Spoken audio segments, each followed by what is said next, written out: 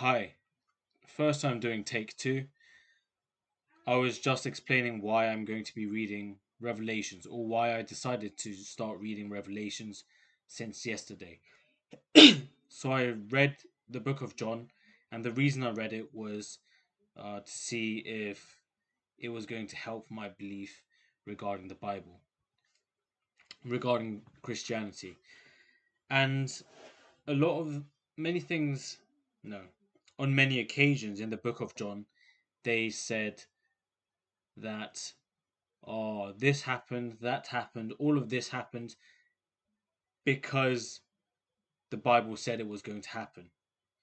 Now, that would help me believe in the Bible if it wasn't written in hindsight, if that makes sense. So, my way of verifying it is going to another book that prophesizes certain things um, which weren't recorded in the Bible, if that makes sense. Yes. So my idea is that I go to the book of Revelations, see see the sort of things it has prophesied, and look at the world or recent modern history not included in the Bible to see if whether those things prophesied have actually taken place or not. Horrible phrasing, but anyway, day two of reading Revelations. So, chapter 2 of Revelations. To the angel of the church in Ephesus, write: These are the words of him who holds the seven stars in his right hand and walks among the seven golden lampstands. I know your deeds, your hard work, and your perseverance. I know that you cannot tolerate wicked people, and you have tested those who claim to be apostles but are not, and have found them false. You have persevered and have endured hardships for my name, and have not grown weary. Yet I hold this against you: you have forsaken the love you had at first. Consider how far you have fallen. Repent and do the things you did at first. If you do not repent, I will come to you and remove your lampstand from its place. But you have this in your favor: you hate the practices of the Nicolaitans, which I also hate. Whoever has ears, let them hear what the Spirit says to the churches. To the one who is victorious, I will give the right to eat from the tree of life, which is in the paradise of God. To the angel of the church of Smyrna write: These are the words of him who is the first and the last, who died and came to life again. I know your afflictions and your poverty, yet you are rich.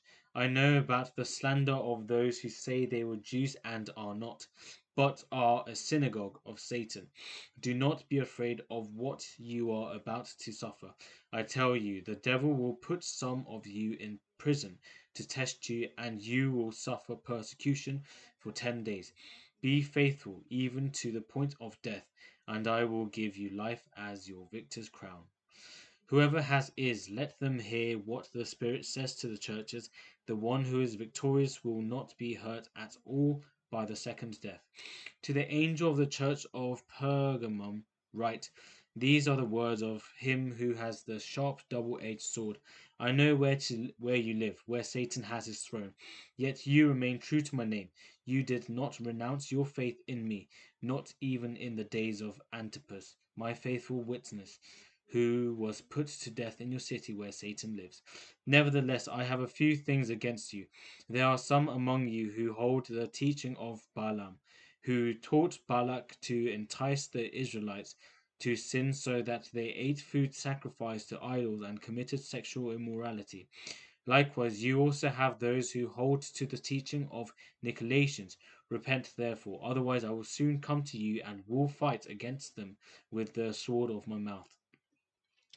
Whoever has ears, let them hear what the Spirit says to the churches. To the one who is victorious, I will give some of the hidden manna. I will also give that person a white stone with a new name written on it, known only to the one who receives it. To the angel of the church in Thyatira, right?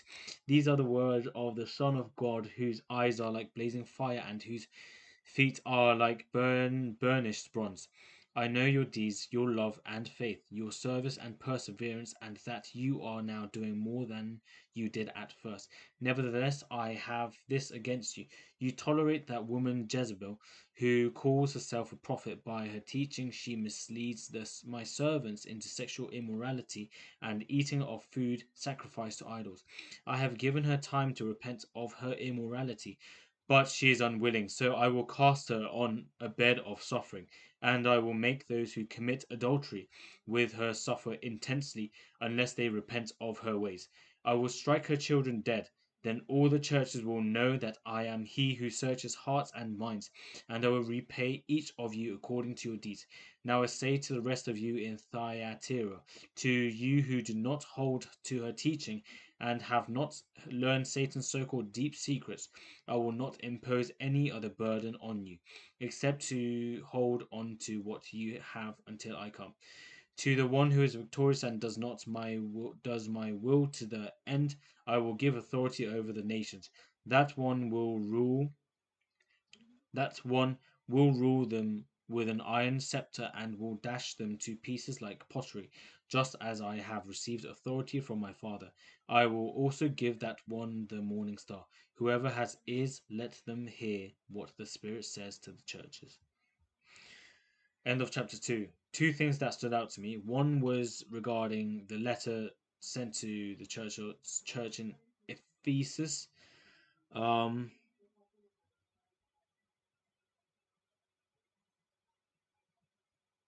yeah, I think it's saying a lot about how well done for enduring, but um, in enduring, you have lost the love for God, and you've essentially stuck to um, just the practices that show on the outside, if that makes sense. I translated quite literally from Korean in my head, but I guess it's saying that it's the heart that matters. Um, yeah,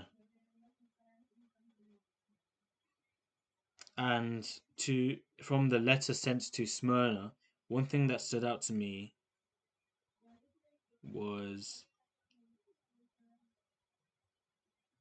sorry, I think it was from the letter sent to Pergamum, church in Pergamum. Mm,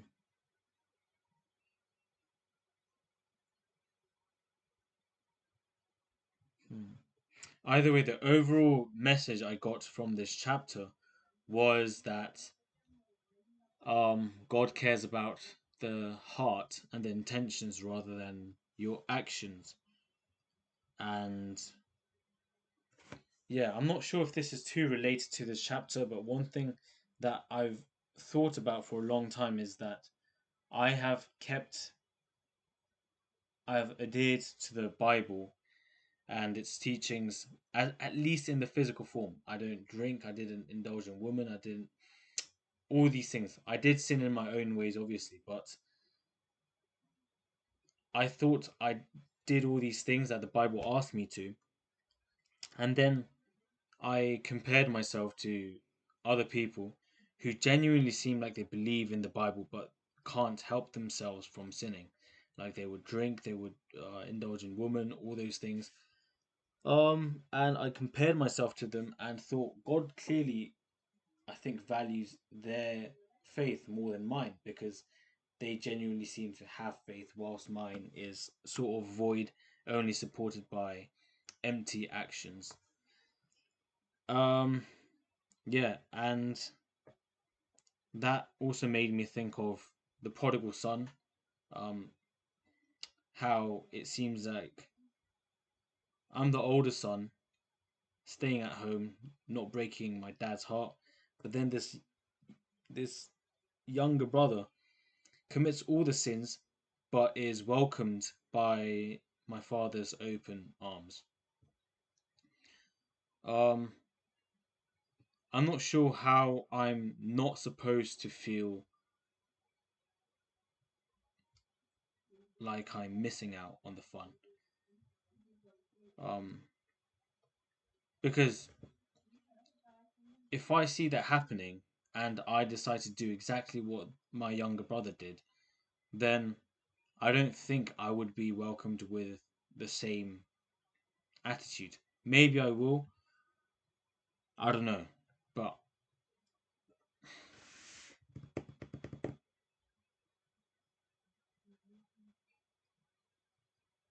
mm, but yeah, crazy conclusion, but that is why these days I'm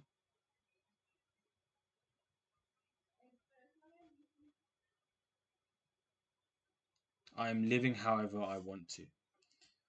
So that is to say, in terms of my actions, I think I'm more secular than I was before. But in terms of faith, I think I am trying harder than before to search for what Christianity is actually about. Yes. Goodbye.